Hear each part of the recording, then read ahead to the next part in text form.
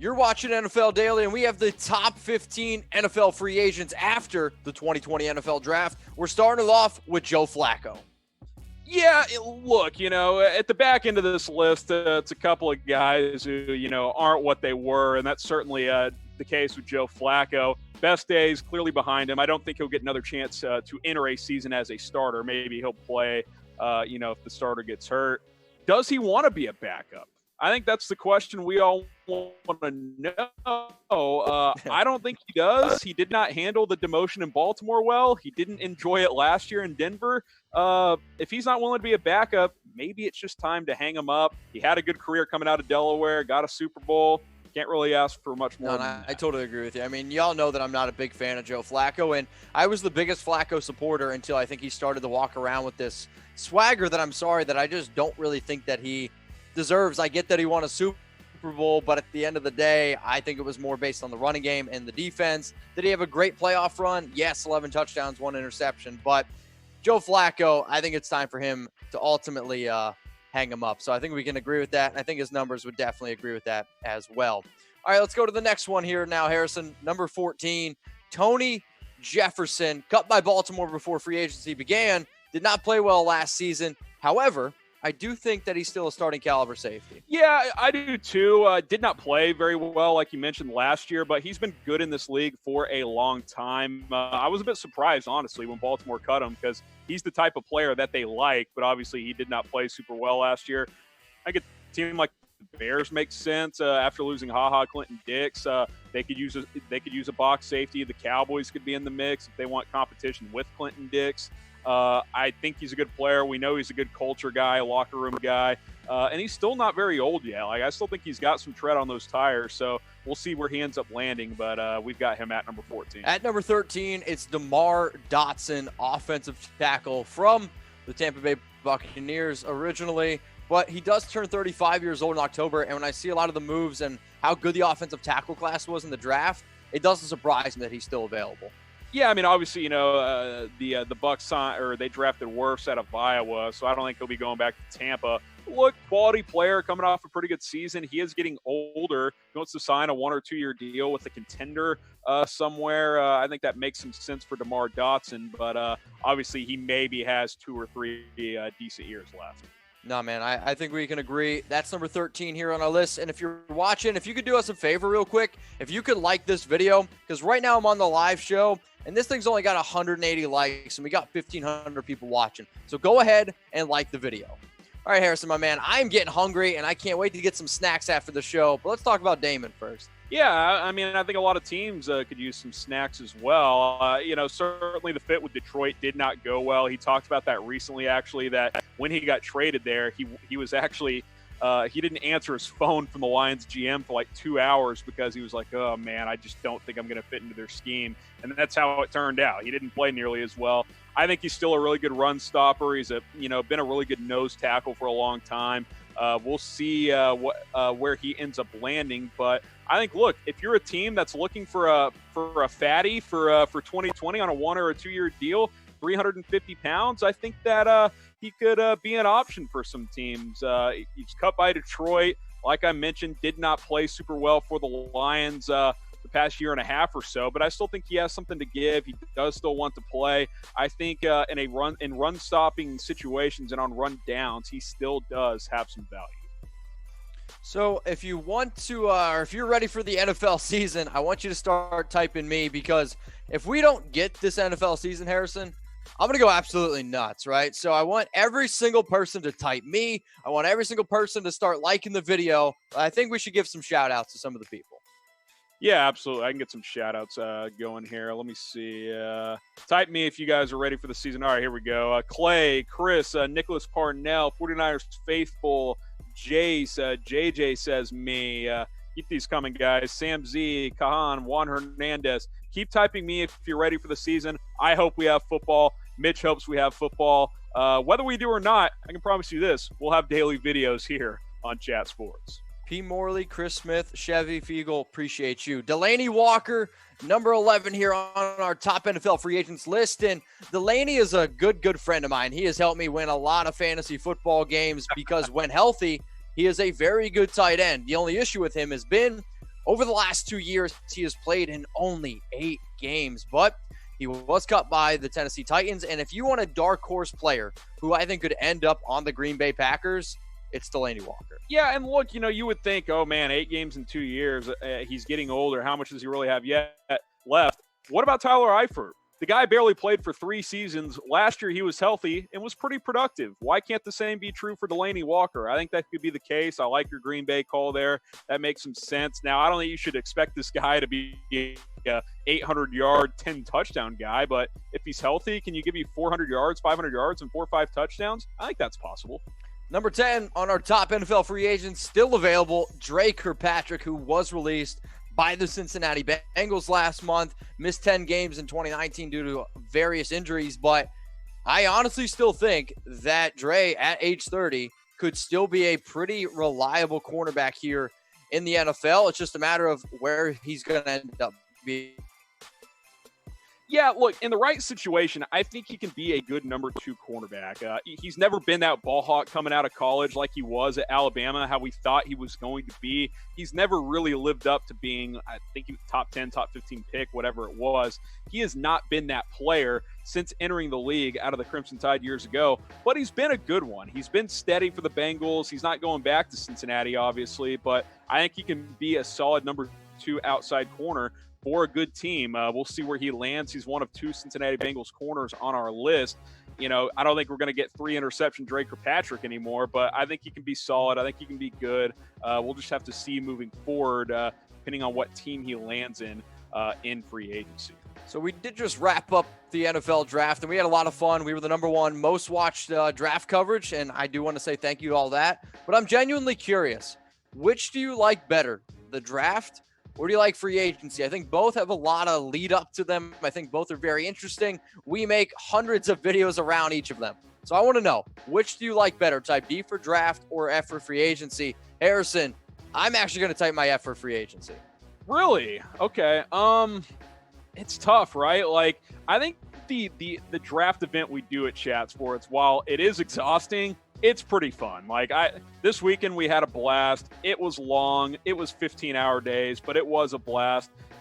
I'm going to lean draft, actually. I'm going to type my D for draft. I see a lot of people typing D. So if y'all like the draft more, maybe, just maybe, you won an NFL jersey around one of these rookies. So all you got to do is go to chatsports.com/NFL jersey, and you can get your favorite rookie's jersey. So basically the way this works, you pre-order, and then once the jersey does come out, like once Clyde Edwards-Helaire does announce his number, once CeeDee Lamb does announce his number, you'll be the very, very first person to get it. So all you got to do, go to chatsports.com/NFL jersey. And again, if you can't remember the link, it'll be in the description. It'll be in the comments section.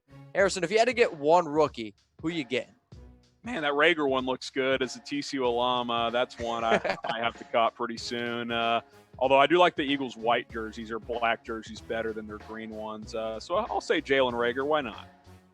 If I can't pick a Raiders guy, I'm going to go with Isaiah Simmons. He's a player that I absolutely loved coming out of Clemson. And, I mean, I kind of want to see what happens with Joe Burrow. So, again, go to chatsports.com/NFL jersey. Number 9 here on our list is actually a player that I think is very, very talented. You're going to get some of the background as well. It's Eric Reid. Yeah, I mean, look, obviously, he's been side by side with Colin Kaepernick with the whole kneeling thing for a while, and I think that has limited some of his opportunities over the past several years. Obviously, he's still in the league, and Cap is not, so that says something. I do think he will land somewhere. He was a good player for Carolina last year, I thought. Played all 16 games. I think he can play both safety spots, although he is better suited as a strong safety. Had a good season last year with 130 tackles. Didn't have any picks, but I thought he was pretty good. He's been a leader for a while in the NFL. He was one for San Francisco. He's definitely one for Carolina. So I do think he will land somewhere. Number 8, it's KELVIN BEACHUM, another offensive tackle who I just think is left unsigned because there was a lot of very talented offensive tackles in this year's draft. Yeah, I think now that the draft is over, you'll look at teams that still need offensive linemen, and he may have to settle for less money, but I think he's a guy, 2 years, $10 million, $5 million per year, something like that. 99 starts in 8 seasons. He's been a quality player despite being a 7th-round pick back in 2012. He's really carved out a nice career for himself. So I do think he will be a starter in 2020. Let's look at the offensive tackle position. Number 7, it's Jason Peters, who I think we can all agree is nearing the end of his career at age 38, but I still think he can be a quality starter because not too many years ago, he was arguably the best offensive tackle in the entire NFL. Yeah, he's entering the twilight of his career, some might say. I don't know who would use those terms specifically, but I think that is a phrase that makes sense here. I still think he can be a quality starter for a year or two. He obviously isn't the same player, but he just mashes people, man. Like, look at his picture, for goodness sake. He's by far the biggest guy we've seen so far. I've always liked Jason Peters, a lot of respect. If I'm a win now team that needs a tackle, I'm signing this guy straight away on a 1-year deal. So we got a lot of new people watching as I trip over my words here. Basically had 11,000 new subscribers during the NFL draft, and we're just trying to get to know y'all as best as we possibly can. So Jacob, Michael, I know all y'all's favorite teams. I want every single person watching the show right now to continue to spam who your favorite team is. All right, let's go to number 6 now. We got the final 6. DARQUEZE DENNARD, who was dealt with the Jags, okay, during free agency, but the deal, it fell through. Yeah, and he still hadn't signed. So, I mean, I wonder if, what the issue is there. He was banged up some last year, only played in the 9 games. I think he's a good nickel. He's the number 2 nickel on our list here. We'll get to our number 1 guy later on. He's only 28, Mitch. So it's not like, this guy is old or anything like that. Sure, he hasn't been kind of like his teammate Drake Kirkpatrick, hasn't quite lived up to the hype that he expected when he was drafted out of Michigan State. But I think he's a good player. I think both these guys are good players. I think both of them will get picked up and make decent money as well. So if you had to pick between the 2 Bengals teammates or former Bengals, who would you go with? Would you go Drake Kirkpatrick, type 1? Or if you're going to go with DARQUEZE DENNARD, I want you to type 2. Obviously, we have DENNARD ranked a little bit higher, but I do like me some Drake Kirkpatrick. Get your votes in here, 1 or 2. We are going to stick, though, at the cornerback position. We're going to go number 5. It's Prince Amukamara. If you are in win now mode and need another corner, Prince Amukamara is the guy. Look, he's starting to decline a little bit. Wasn't as good in Chicago last year, but I think he's the ideal, hey, let's get a veteran number 2 corner in here. We don't have that. Like, I think the Dallas Cowboys should go sign him. Like, you drafted Trayvon Diggs. There's chatter Chidobe Awuzie could move positions. Go get a Amukamara, get some competition there. Culture guy, locker room guy. He's been a leader. I think he makes a lot of sense for a contender right now. Another guy that makes a lot of sense for a contender is Everson Griffen, who did opt out of his contract with the Vikings. But when you watch the film, I still think he has a will to win, and I still think that he can help out a lot of football teams.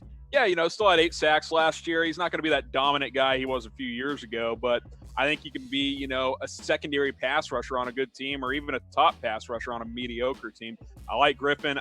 The way he bounced back from the mental health issues was very impressive, so kudos to him on that. 32 years old, so getting a little bit older, but he is still a very effective player, as you can see over the past 4 seasons. Let's get it now to our top 3 free agents available. Number 3, it's Logan Ryan, who is still, I think, a pretty productive player. He led, I think he had over, 100 tackles last year, but he was targeted a lot, had a solid year. I don't know, though, if he is still like elite Logan Ryan. Yeah, it's hard to say because the stats are a bit misleading. The volume, he did give up a lot of completions, but he didn't give up a lot of big plays. He is a playmaker. He takes some chances, Mitch. Had 4 picks last year. Also likes getting involved in the run game. You see the 4.5 tackles for loss and the 18 pass breakups. So sure, he gives up his fair share of completions, but he makes a lot of plays as well. I'm quite surprised he's still on the open market. I bet he ends up signing a 1-year deal so he can hit the market again next year. The number 2 player on our list here, it's Cam Newton. And I think when you talk about Newton, you got to talk about injuries. You got to talk about everything he's dealt with. But the fact that he still wants to be a starter, it's just a matter of whether or not he's going to be able to be a starter. Yeah, there's not a lot of teams out there. I don't think the Patriots are going to go that route. I don't think Jacksonville is going to go that route. I don't really know who else is out there that is just craving a starting quarterback right now. So I think if you're Cam Newton, you might have to settle for a backup spot in 2020.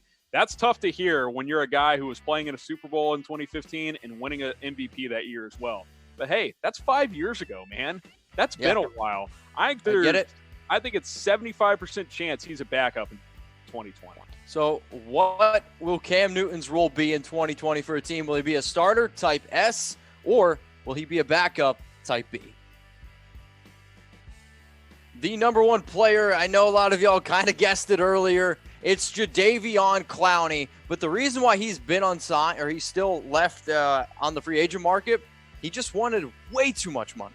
Yeah, him and his team, and by his team I mean his agents and the people around him, catastrophically misjudged what he was, what his market was going to be. That did not go the way he thought it would go. Just had 3 sacks this past year. Look, he's young and he's a good player. Like, the 3 sacks is a bit misleading, but he's never hit 10 sacks. For a former number 1 pick, it's fair to say he has underachieved as a player a little bit. I think he's going to end up signing a 1-year deal. He's going to have to settle for less money. If he has a big 2020, he'll get paid next offseason. So what team will Jadeveon Clowney sign with? Let us know. If I had to put my money on a team, I'm going to go with the Tennessee Titans. Harrison, what about you? I still think he ends up at this point. That's just purely a So continue guess. to get your votes in. What team will Clowney play for? And if you don't like Harrison or Mize list, you can yell at me on Instagram or Twitter at Mitchell Renz 365, or you can yell at Harrison at HGramNFL.